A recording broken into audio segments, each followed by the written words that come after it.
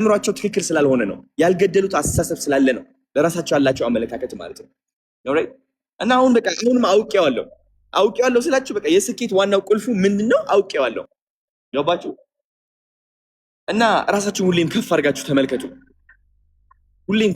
ተመልከቱ። በየሰከንዱ ነው የምላችሁ። በየሰከንዱ ራሳችሁን ከፍ ማድረግ አለባችሁ። ጉረኝነት ነው። በዚህ ሀገር ውስጥ ራስን ከፍ ማድረግ ጉረኝነት ነው። ተይ ተረጋጊ፣ ከአይን ውጪ እንደዚህ አትሁን፣ ተረጋጋ ምናምን ትባላላችሁ። ጊቭ ዘ ፋክ ማን እኔ ግዴታ የለኝም እናንተን ለማስደሰት አይደል እዚህ የመጣሁት። እኔ አዶናይን ለመቀየር ከፍ ለማድረግ ነው እዚህ የመጣሁት። ከፍ አድርጌ እላለሁ ራሴ። ጉራ ከመሰለ ሂድና እዛው ገባህ? ጉራ ከመሰለ በአንተ ትንሽነት ተነስተ የኔ ከፍታ በጣም ከፍታ ከመሰለ መመልከት ያለብህ የኔ ጉረኝነት የኔ ከፍታ ሳይሆን ያንተ ትንሽነትን ነው። ገባህ? አንዳንድ ሰዎች ማለት ነው ትንሽነታቸው ማየት ያስፈራቸዋል። የእናንተ ትልቅነት አይተው ግን እናንተን ለማሳነስ ይሞክራሉ። ነው። ስለዚህ አትፍሩ፣ ጉረኛ ተባሉ። በቃ እውነቴን ነው የምላችሁ። ከፍ ኮራ፣ በቃ ቀብረር የታባቱ